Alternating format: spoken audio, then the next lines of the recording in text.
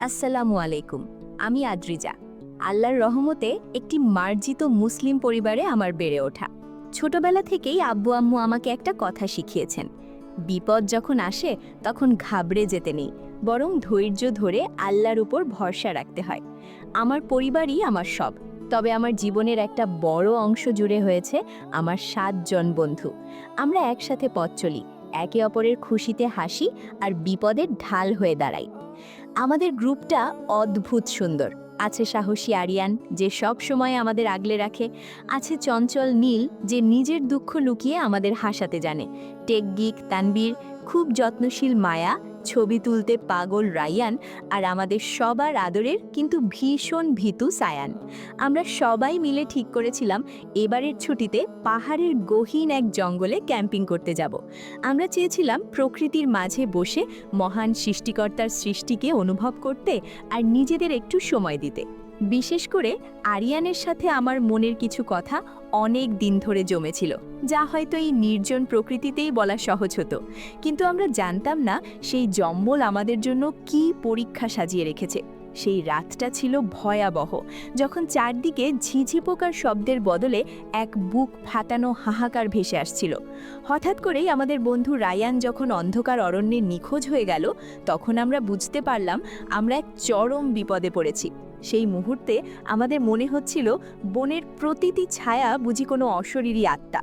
ভয়ের চোটে সায়ান যখন জায়নামাজে বসে দোয়া পড়ছিল আর আরিয়ান যখন আমাদের সবাইকে সাহস যোগাচ্ছিল, তখন আমাদের মনে একটাই প্রশ্ন ছিল, আমরা কি রায়ানকে ফিরে পাবো, নাকি এই অন্ধকার জঙ্গলই আমাদের শেষ ঠিকানা হবে? আজ আমি আপনাদের সেই ভয়ঙ্কর অথচ ত্যাগের গল্পটাই শোনাবো, যেখানে ভয় আর আতঙ্কের মাঝেও ফুটে উঠেছিল অটুট এক বন্ধুত্বের ছবি। চলুন তবে শুরু করা যাক। কলেজের কমন রুমে সবাই বসে আছে। নীল আর সায়ান লুডো খেলছে, তানবীর ল্যাপটপে কোডিং করছে, আর আরিয়ান অপলক দৃষ্টিতে জানালার বাইরে আদ্রিজাকে দেখছে। যথেষ্ট হয়েছে। এই যান্ত্রিক জীবন আর ভালো লাগছে না। তোরা কি জানিস, বান্দারবানের কালা পাহাড়ের ওপাশে একটা উপত্যকা আছে যেখানে মানুষ খুব কম যায়? আমি ঠিক করেছি এই ছুটিতে আমরা ৭ জন সেখানে ক্যাম্পিং করব।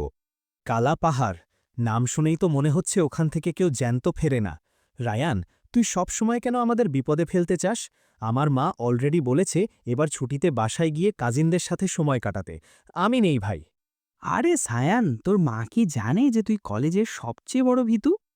রায়ান, প্ল্যানটা দারুণ, কিন্তু মায়া আর আদ্রিজা কি রাজি হবে?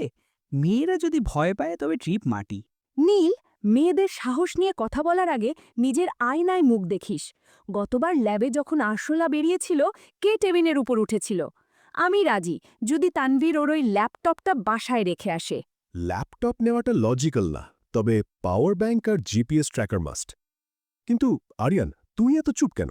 তুই তো আমাদের লিডার, তুই কি বলিস? আমি যাব যদি আদ্রিজা যায়।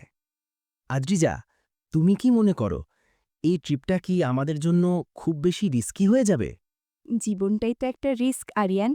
কলেজে ৪ বছর পার করে দিলাম, অথচ নিজেদের নিয়ে কোনো স্মৃতি নেই।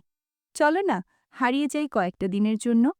হয়তো এই অরণ্য আমাদের নিজেদের নতুন করে চিনতে শেখাবে। সবাই যখন ব্যাগ গোছাতে চলে যায়, আরিয়ান আদ্রিজাকে লাইব্রেরির আড়ালে ডেকে নেয়। আদ্রিজা, একটা কথা বলবো? এই ট্রিপটা আমি শুধু তোমার জন্য যেতে চাইছি।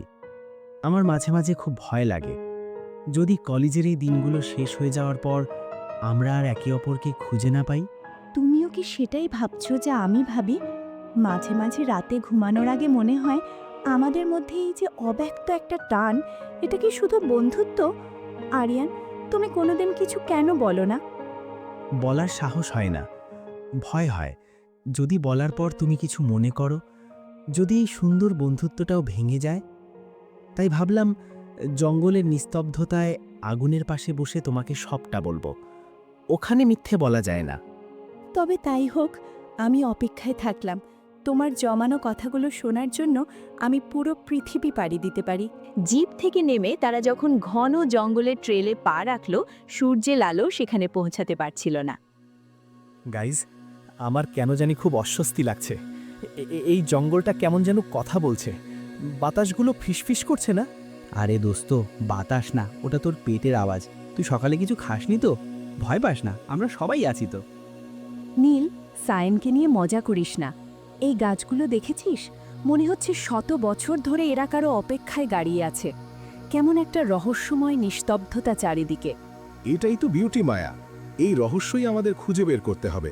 তানবীর, জিপিএস কি বলছে? অদ্ভুত, ম্যাপে দেখাচ্ছে এখানে একটা নদী থাকার কথা, কিন্তু আমরা শুধু ঝোপঝাড় দেখছি। আর সিগন্যালটা বারবার ফ্ল্যাকচুয়েট করছে। মনে হচ্ছে কোনো ম্যাগনেটিক ফিল্ড আমাদের ডিস্টার্ব করছে। তাঁবুর সামনে আগুন জ্বলছে। সবাই গোল হয়ে বসিয়ে নিজেদের জীবনের গল্প করছে। জানিস, আমার বাবা সবসময় চাইতেন আমি বড় হয়ে ডাক্তার হই, কিন্তু আমি চেয়েছি জঙ্গল আর পাহাড়ের ছবি তুলতে। আজ যদি তিনি দেখতেন আমি কত সাহসী হয়ে গেছি, হয়তো খুশি হতেন। আমরা সবাই কোনো না কোনো অদৃশ্য খাঁচায় বন্দি, রায়ান। এই জঙ্গলটাই হয়তো আমাদের মুক্তি। হঠাৎ বনের গভীর থেকে এক অদ্ভুত গোঙানির শব্দ ভেসে এলো। শব্দটা যেন কোনো মানুষেরও না, আবার কোনো পশুরও না। কি ছিল ওটা? তোরা শুনেছিস? কেউ একজন হাসছে। একটা মহিলা হাসছে গাছের উপর থেকে। শান্ত হ সায়ান। মায়া, আদ্রিজা, তোমরা তাঁবুর ভেতরে যাও। নীল, তানবীর, টর্চ জ্বালাও। রায়ান কই? রায়ান! সবাই পেছনে ফিরে দেখল রায়ানের বসার জায়গাটা ফাঁকা। তার অর্ধেক খাওয়া একটা আপেল মাটিতে পড়ে আছে, আর ক্যামেরার স্ট্র্যাপটা ছিঁড়ে পড়ে আছে ঝোপের কাছে। রাত 2টো, চারিদিকে ঘন কুয়াশা। রায়ানের খালি চেয়ারটার দিকে তাকিয়ে সবাই স্তব্ধ হয়ে দাঁড়িয়ে আছে। বাতাসে এক অদ্ভুত পচা গন্ধ ভেসে আসছে। রায়ান, তুই মজা করছিস তো? বের হয়ে আয় প্লিজ। এটা একদম ভালো রসিকতা না। ও আমাদের ভয় দেখানোর জন্য লুকিয়েছে রে। সায়ান, তুই ওদিকে ঝোপটা দেখ তো। রায়ান, জলদি আয়, না হলে কিন্তু আমরা সবাই মিলে তোকে মারব। নীল, ওর ক্যামেরার লেন্সটা দেখ। এটা মাটিতে চুরমার হয়ে পড়ে আছে। রায়ান ওর ক্যামেরাকে জানের চেয়ে বেশি ভালোবাসত। ও কি নিজে থেকে এটা ভাঙবে? না, এখানে অন্য কিছু আছে। গাইস, আমার জিপিএস রিডিং একদম উল্টোপাল্টা দেখাচ্ছে।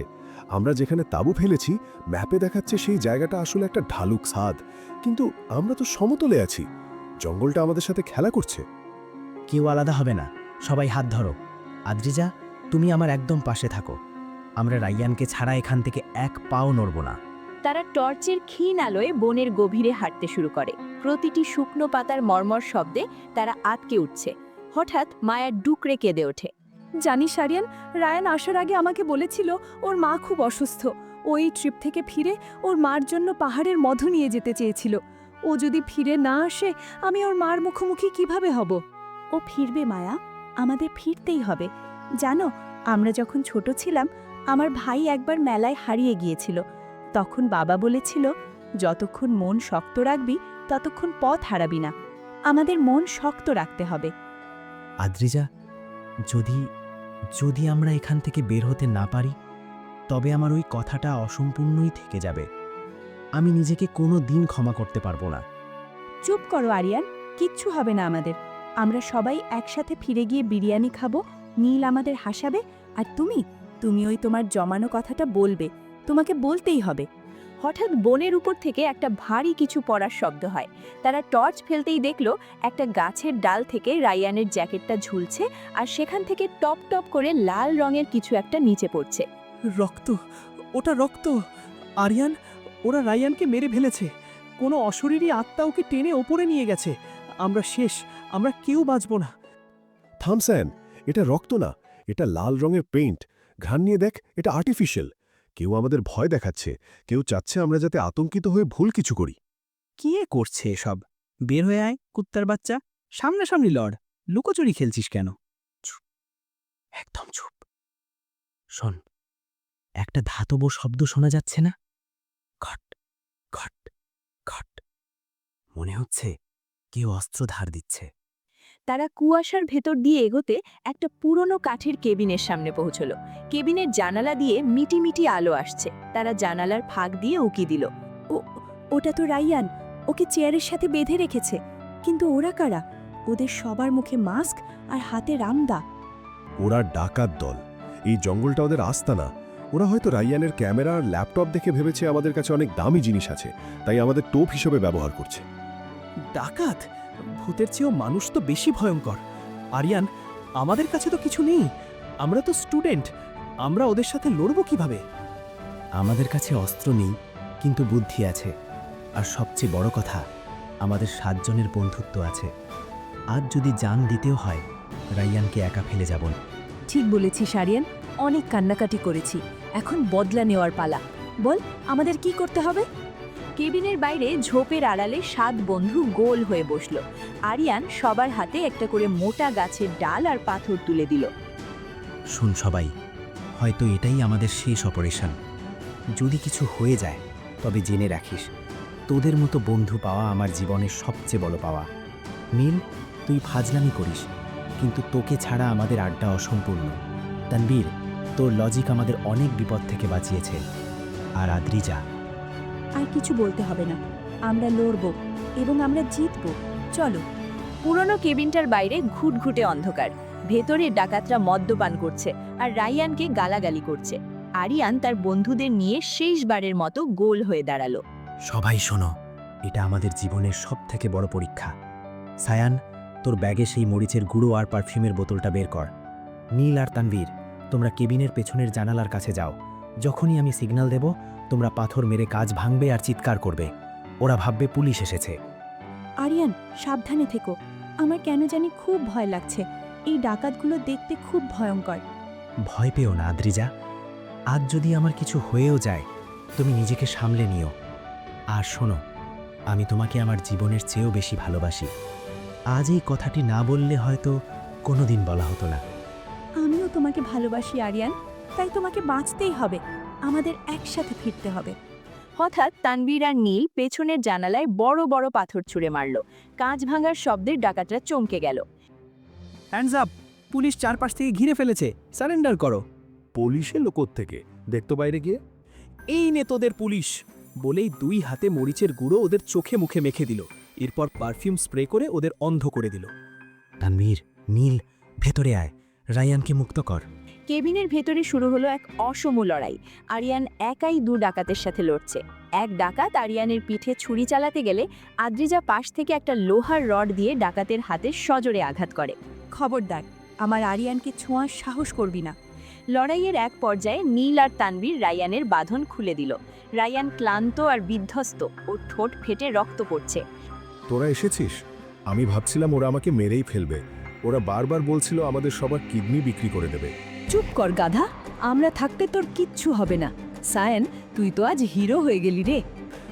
আমি নিজেও জানি না আমি এই সাহস কোত্থেকে পেলাম, কিন্তু তোদের বিপদে দেখে আমার ভেতরের ভয়টা রাগে বদলে গিয়েছিল।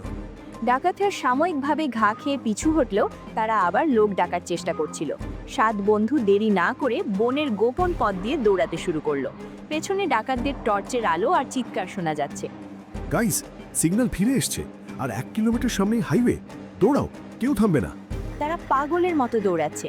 আদ্রিজা ক্লান্ত হয়ে পড়ে যাচ্ছিল। আরিয়ান তাকে পিঠে তুলে নিল। অবশেষে তারা হাইওয়ের পিচ ঢালা রাস্তায় এসে পৌঁছালো। দূরে পুলিশের টহল গাড়ির সাইরেন শোনা যাচ্ছে। আমরা বেঁচে গেছি রে। 1 সপ্তাহ পর কলেজের সেই পুরনো ক্যান্টিনে 7 বন্ধু আবার সেই টেবিলে বসে আছে। রাইয়ানের হাতে ব্যান্ডেজ, কিন্তু মুখে হাসি। জানো, সেই রাতটা আমার জীবনের সবথেকে বড় দুঃস্বপ্ন ছিল, কিন্তু ওই রাতেই আমি চিনেছি আমার প্রকৃত বন্ধুদের। তোদের ঋণ আমি কোনোদিন শোধ করতে পারবো না। ঋণ শোধ করতে হবে না, শুধু পরের বার ক্যাম্পিংয়ের কথা বললে তোকে জ্যাংতো পুঁতে ফেলব। সবই তো বুঝলাম, কিন্তু আমাদের লিডার আর লিডারনি তো দেখি সারাক্ষণ হাত ধরেই বসে থাকে। জঙ্গল থেকে ফেরার পর কি কোনো নতুন গল্প শুরু হলো? গল্পটা তো অনেক আগেই শুরু হয়েছিল নীল, শুধু শেষ করার সাহস পাচ্ছিলাম না। জঙ্গল আমাদের সেই সাহসটা দিয়ে দিয়েছে। আমরা এখন আর শুধু বন্ধু নই, আমরা একটা পরিবার, যে পরিবারে কেউ কাউকে কখনো একা ছেড়ে যায় না। একদম ঠিক। তবে পরের ট্রিপটা যদি কোনো 5 স্টার হোটেলে হয় তবেই আমি আছি। সবার হাসিতে ক্যান্টিনের পরিবেশটা আনন্দময় হয়ে উঠল। বাইরের বৃষ্টিটা আজ আর বিষণ্ণ লাগছে না, বরং মনে হচ্ছে এটা তাদের নতুন জীবনের গান গাইছে। আমাদের জীবনের এই ভয়াবহ অভিজ্ঞতার পর আমি কিছু সত্য খুব কাছ থেকে উপলব্ধি করেছি, যা আপনাদের সাথেও শেয়ার করতে চাই। বিপদে পড়লে মানুষ প্রায়ই দিকবিদিক জ্ঞান হারিয়ে ফেলে, কিন্তু আমরা সেদিন বুঝেছিলাম একা থাকলে হয়তো আমরা কেউ ফিরতে পারতাম না। একতা শুধু কথাই নয়, কাজেও থাকতে হয়। বিপদে একে অপরের হাত শক্ত করে ধরাই হলো আসল জয়। আমরা অনেক সময় অদৃশ্য ভূত প্রেতকে ভয় পাই, কিন্তু বাস্তবে মানুষের ভেতর লুকিয়ে থাকা পশুত্ব বা ডাকাতদের মতো অমানুষ্যাই সবথেকে বেশি ভয়ঙ্কর। তাই অদৃশ্য কিছুকে ভয় না পেয়ে বাস্তবের শত্রু চেনা আর তাদের মোকাবিলা করার সাহস রাখাটা বেশি জরুরি। কালকের জন্য কোনো কথা জমিয়ে রাখবেন না। আরিয়ান যদি সেদিন সাহসের সাথে তার মনের কথা না বলতো, তবে আজ হয়তো আমি আক্ষেপে পুড়ে মরতাম। প্রিয় মানুষদের ভালোবাসার কথা সময় থাকতেই জানিয়ে দিতে হয়। আর সবশেষে বলবো, চরম বিপদেও মাথা ঠান্ডা রাখা এবং মহান আল্লাহর ওপর ভরসা রাখাটাই আসল শক্তি। যখন চারদিকে অন্ধকার ছিল, আমাদের বিশ্বাসই আমাদের আলোর পথ দেখিয়েছে। মনে রাখবেন, সুন্দর দিনগুলোর চেয়ে কঠিন রাতগুলোই আমাদের আসল পরিচয় গড়ে দেয়। সবাই ভালো থাকবেন, নিরাপদ থাকবেন। আসসালামু আলাইকুম।